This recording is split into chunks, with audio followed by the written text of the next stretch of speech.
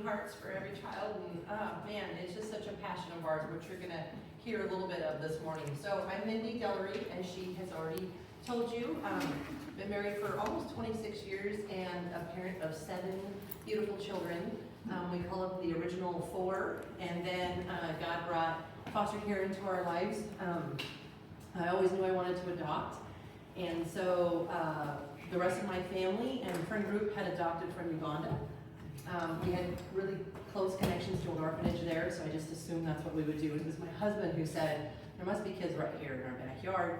Our littlest was only 1.5 at the time, and so he was a little worried about traveling so many times to Africa and being gone for so long. And so that's what began my questions about how do you get kids here in the United States. I know there must be some, but that really just tells you my ignorance of just how severe the problem is here and how the foster care system hides the problem so well. So when I started to research a little bit, a friend that I had just recently met came up to me with her kind of rainbow collection of children and said, if you want to know more, I can get you connected to so-and-so. Well, I was such a rookie, I didn't understand that. That sealed my fate. That meant that I was going to soon drive a passenger van and have a family full of kids. I did not know that at the time, so I reached out. I was told that there was 22 waiting kids in that weekend alone. So 22 kids without a family, nowhere to go. That was enough for us to say, yes, that's fine. A fun part of that story is that I had 4 babies, and so when DHS asked me what I wanted, I said I would really appreciate older kids that I could connect with, talk to, work with. Well, they took my 10-year-old, who was the oldest outside, and said, well, would you be comfortable with? And he said, I don't want anyone older than me. So they listened to him and not me. So we got a little 10-month-old delivered the next day. So we were called emergency certified. We didn't even go through the classes. We didn't do any of the, we did the home study really quickly, and those kind of things, but it was a really rushed process because of just the crisis of that weekend. Now, when I got into foster care, this was about 11 years ago, there was no Every Child. So no connection to the outside world. Now, we assumed taking in a child, there would just be help. I don't know that I really thought long and hard about it, but I just assumed if you take a child, a foster child, you know, I now have however many visits a week with this child and biological parents. I now have these biological parents in my life because I was insistent on reaching into their lives to understand them more and know about reunification and if this was even possible. The list just goes on and on. Lawyers in our home, CASA coming over, which is a real blessing. We love CASA. Shout out to CASA. And all these things that were just, you know, on top of homeschooling kids that were already at home, like all of the things that were going on. Well, one of the things that I like to tell you guys so that people are aware is that some churches do it really well. If you guys are one of those churches, then I love that, and that's wonderful. Most churches do not do it well. We were sort of treated like we had a communicable disease. We took Landon first. 2 weeks later, his baby brother Tyson was born, and we brought him home from the hospital. And a year later, we brought in little Elena, so a half sister to them, who was just born. So she was just tiny. I was actually her mama's labor coach. So we went from 4 to 7 in about a year. And I won't try to think about what's going through people's heads, but I know that the help did not come. And we actually had opposition from grandparents because of fear for their grandchildren, which is rightful, and you can't blame them for that, but we didn't have the support that we thought we would have. So Every Child is brought to Lynn County, and I know about it from a distance. I'm just trying to change diapers and get bottles ready for 3 babies under 3. And then as time rolls on, I see Every Child kind of gaining momentum. That same friend who got us into foster care was starting to be involved with Every Child, and she was asking me repeatedly to come in as a job. Well, I didn't have that opportunity because I had 7 children at home, and I couldn't get out of the house. I didn't really want out of the house. So it wasn't until 2 years ago that when she asked again, I said, I think it's time. And I ran it by my family. And I only tell you guys that because that's how passionate I am about Every Child and what we do and the difference that it makes in our community. So Usually I'm here with a child, as Kimberly can attest, because I still homeschool half of them. 2 of them are in the public school system, so usually I have, we call them business partners with me, that come and represent. So our number 6 little guy, the guy we brought home from the hospital, has a condition called Fragile X, which his biological mother has. It means he'll be my life buddy. So he's just mentally handicapped. He's 10 and he's probably 3 or 4 maybe on a good day. He's Kimberly's best friend. Yes. So he's just such a joy and just a spectacular little person behind me. So he comes with me a lot too, just to entertain you guys, but he couldn't come this morning, he's sick. So, yeah, so I joined Every Child in a very small capacity, very, very part-time capacity. I quickly fell in love more and more with what we do and how we do it. And so my role has expanded as I've been here longer. I want to leave you guys, before I give it to Kimberly, I think statistics speak kind of loudly, and I think that because of my ignorance, and I think that, I don't mean that in such a bad way, I mean, how can we know until we know? We just don't know until somebody tells you. So right now in Oregon, there are 4,481, give or take. It changes every day. But we have just about 4,500 kids in care just in Oregon alone. Over half of them are 8 and younger. So 62% of them come into care for neglect. A lot of people think it's abuse. It's not. Neglect is actually the highest form of abuse. Our 11-year-old Landon suffered severe neglect, and the mental toll it took on him, it can never be erased or fixed. You know, fixed with enough love or care or attention. You cannot just turn these things around. So what he experienced in 10 months of life was so severe for him that we will be dealing with lifelong implications of that neglect. 44% of them, roughly, are reunited with their biological parents. Some of these are actual success stories, many of them are not. Many of it means that they just did enough steps to get the kids back. That's a whole nother story we don't have time to talk about here, but some of them are wonderful stories and those are to be celebrated and praised.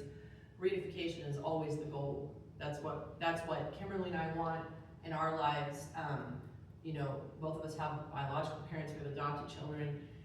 That is always the goal, is to do that when possible. So in my case, it was an absolute impossibility. Dad's in prison for life, mom has Fragile X. I knew right away, like these kids are probably not going anywhere. So about 20,500 age out per year. This is when the stats just get really ugly because 20% of those become homeless instantly. No place to go. 40 to 50% experience homelessness in 2 years. So, you know, 20% become homeless instantly, and then another 40 to 50%. So you're looking at about 70% will be homeless, nowhere to go. Less than 3% earn a college degree, and less than half graduate from high school. So these are the ones that age out. These are not the ones that find homes. And 50% are unemployed by the age of 24.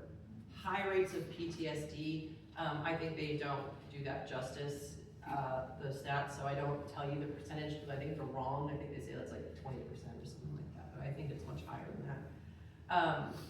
Young men have about a 60 to 70% incarceration rate.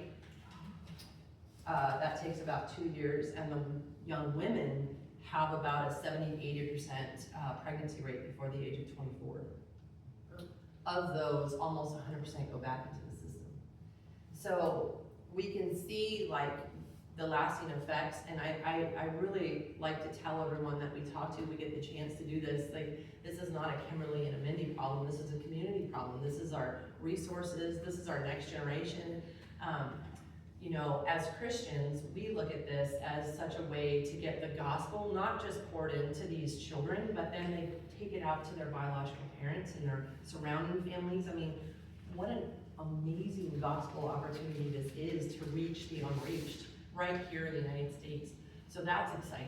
I love pumping that into these kids while we love on their crazy birth families that show up at our doors in wife beaters, and it's a ride. It's insane, but it's also just phenomenal. Like it's incredible for them just to come in and taste what that kind of love looks like and commitment looks like. I get to run something called Hope Teams, so it's kind of my passion and my baby. We do everything together, but as it's divided up, that's kind of what my initiative is to go start. Hope Teams are teams of like 5 to 8, and that's a rough number, that come to form around as a village for each foster kid. So as I was telling you earlier, a lot of us don't have the support that you think that you're gonna have. A Hope Team will come alongside that family and say, we've got you. They deliver 2 meals a month, and then they do 2 or more random acts of kindness per month. I love them because one of the stats that I didn't tell you is it's about a 50 to 60% burnout rate, at least. Again, I think it's higher based on our experience, after 2 years. So your certification is up in 2 years, and then you can decide whether you want to keep going. We have like a 50 to 60% burnout rate right now. Hope Teams are starting to change that trajectory, where it's lowering down to about 30%, 20 to 30%. So it's giving people that connection to some resources and outside support that they're so desperately needing, which is huge. And then right now I'm getting a lot of texts from our hospitality team. That's a team of women, if anyone's interested, that goes and takes food or gifts or just acts of support to DHS staff. Huge, because their burnout rate is insanely high and their jobs are insanely difficult. And so we use that to bridge the gap. It's one of my favorite ministries that we do. It's the team of women that do it. It's just phenomenal. I've been faithfully serving for about 7 years.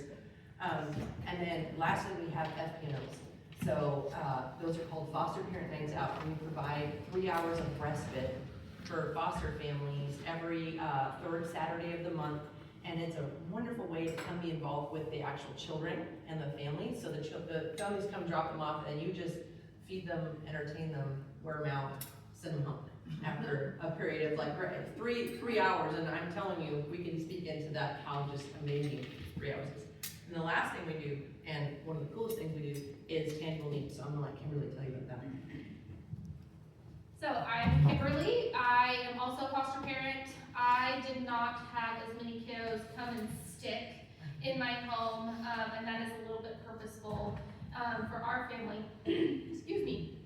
But I have been fostering for about 5 years, almost 6 years. We've had 30 plus kiddos in our home. Currently, we have 5 bonus kids. So we have 2 sibling sets and then a kiddo that's currently in the works of transitioning back to dad. And then I have 2 biological children and an adopted son. So total, we have 8 kiddos in our home. And I'd like to say that is me being very full. But a story that I'll share is before I started working for Every Child over 2 years ago, I was just that foster parent, I was a foster parent that had some kids in our home. So I had at the time 3 bonus kids in our home and then my biological children. And I get a call from DHS saying, hey, is there any chance that you could take a sibling set of 3? So I had 5 kids total, and they're asking me to take a sibling set of 3. And I said, well, we were certified for 5 children. We have the 5 children, and that our beds are full. So I don't think that's possible. And they're like, oh no, it's possible. What if we call Every Child for you, and we get you the beds you need so you can take this sibling set of 3? Because if you don't take this sibling set of 3, they're probably going to have to be split up. I'm like, oh, okay. Trying to configure rooms in my head, and I said, okay, if you give me the beds, I'll take the sibling set of 3. And so they got the beds to me within 48 hours. I definitely had the children in a couple hours, so we just made things work for that time. And now we have 8 beds in our home, and we have had those 8 beds filled since then, even after the sibling set of 3 went to a relative. So we have a steady 8 to 9 children in our home, and it's full and beautiful and hard and all the wonderful things. So that's one success story of Every Child being able to provide me beds and me being able to say yes to more kids and yes to continual kids, and yeah, just keeping those sibling sets together. Lynn County, all of our homes are currently full. So all of our general homes, I'm a general home, I take kids that are not related to me, all of our homes are full. And Benton County is overfull. They have, I believe, 11 general homes in all of Benton County. So that is not enough for the over 80 kids that are currently in care in Benton County. We also cover Lincoln County, and in Lincoln County, we only have about 6 general homes for all of Lincoln County. Lynn County does have a bigger amount of general homes. I believe it's around 60 that cover all of the kiddos that don't have a family member that can take them.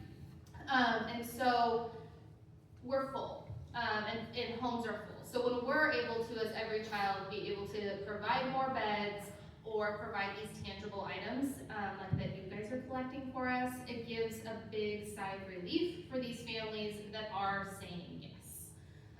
And that is also, with that little families, there is a lot of siblings that do get split up. So by me being able to take those 3 beds and keep those siblings together was huge.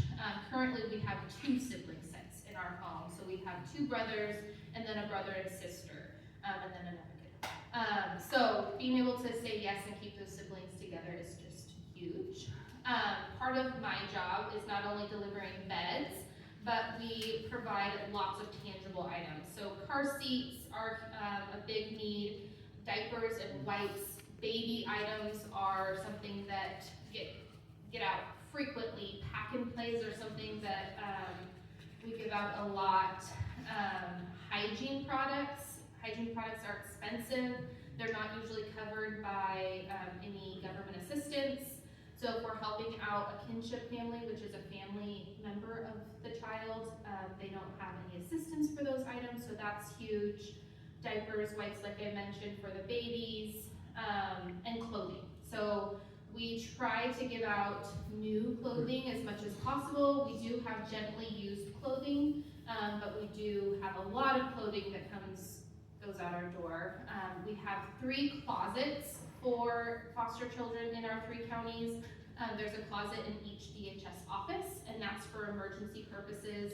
So DHS staff can get clothing for the kiddo, or bottles, or hygiene products. Those, we also have welcome boxes, a box that has kind of some activities and stuff like that for a child if they're having to wait in the office.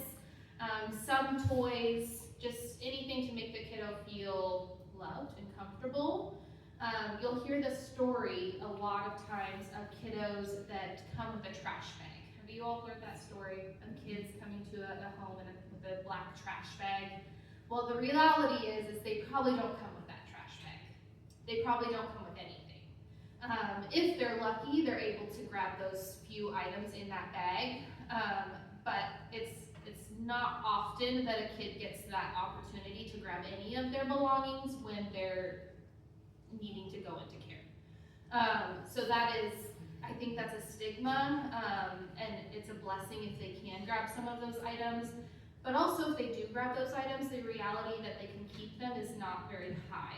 If they're coming from neglect, there's usually a chance of drug exposure, or bed bugs, or lice. All of those things that a foster home doesn't necessarily can bring into their home, especially if they have other children. So that's just something that we like to keep in mind of. If they're coming with some items, most likely they can't stay in the home until they're cleaned and things. Most of the times the items don't fit, so shoes are often too small, clothing is often too big or too small. It's probably not even the right child's clothing a lot of times, and I'm speaking from experience. So I'm just trying to show that these kids are coming with nothing, and the foster home is responsible to provide all of those items. When a kiddo does go into care, if they come into care the 2nd or 3rd day of the month, the foster parent isn't going to get any help from DHS, so like the stipend that you hear about, until the 1st of the following month. So it's put on the foster parent or the kinship family that probably was not expecting to have these kids come into their home to find all of these items, to purchase these items, which is a big burden for a lot of families. So we are able to step in and provide those items, and it is a huge blessing. So that's why we're collecting all of the items. We put them in the closets. We have families submit requests. We give out a lot of gift cards. That's for teenagers. Have you ever bought for a teenager? Anyone trying to buy clothes for a teenager? It's a rough world trying to do that. They all have their own style. They all fit clothing differently. They're in adult clothing now, not kids clothing. So we give out a lot of gift cards for teenagers that need some clothing or shoes or things like that. We also use the gift cards for taking families if they need like a pizza. Say something happened in their family and an emergency or something. Well, when you have your family already and then you have these extra kids and then another kid needs to go to the hospital, that's really, really hard on a family. So we give out gift cards for those families also if they're just going through a hard time. She knows because that just happened to her. I did. Dang kid. So here's a funny story. You all laugh with it. I have a 2-year-old. Actually, I have 3 2-year-olds in my home right now. And he decided he wanted to be a piggy bank. He swallowed a dang quarter, and so we spent all day from urgent care to then the emergency room, and then we got to travel in an ambulance to Dornbeckers because that dang quarter was stuck and had to be emergency removed up at Dornbeckers. So yes, I do know that. We didn't have pizza delivered, but I did have a lovely babysitter that stepped in and cared for the rest of my crew at home. But the emergencies come. We also had a family in Corvallis that they have a little one in their home, and that child needed to go up to Portland also for something a little bit more serious. And we were able to step up as Every Child and bring a couple dinners to the family. We got a gift card to Starbucks because, you know, Mama needed some Starbucks with all those trips back and forth, and some snacks for the kids because we love dads, but sometimes they just get a little lost when it comes to mealtime and snacks, and they have 7 kids in their home also. So us being able to grab those items for the family was huge, and made it so Mom could be like, oh, I don't have to worry about those meals for the next 3 days, snacks for the kids, and it was just a huge blessing for her. So those are some of the examples of things that we do with the tangible items. There's a whole lot more. We get super fun requests like, well, I did one, a punching bag. So I had a kiddo that he was a teen, and for some reason he just wanted to punch holes in my walls. And so I'm like, what if I get him a punching bag so that he's maybe not trying to destroy my home? And it worked. We had a punching bag on our back porch for the 2 years that he was in our home. And he took it with him to his next placement, and it saved my walls. So that was a huge blessing. We've had kiddos. Another unique request was we had 2 kids in our home.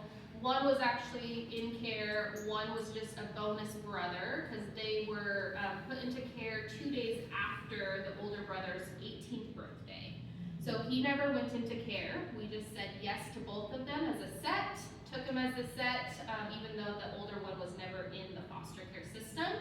And they came to me, they were both in high school, and said, hey, we decided we're gonna go to prom in 2 weeks. I'm like, cool. Do we know how much tux costs these days to rent?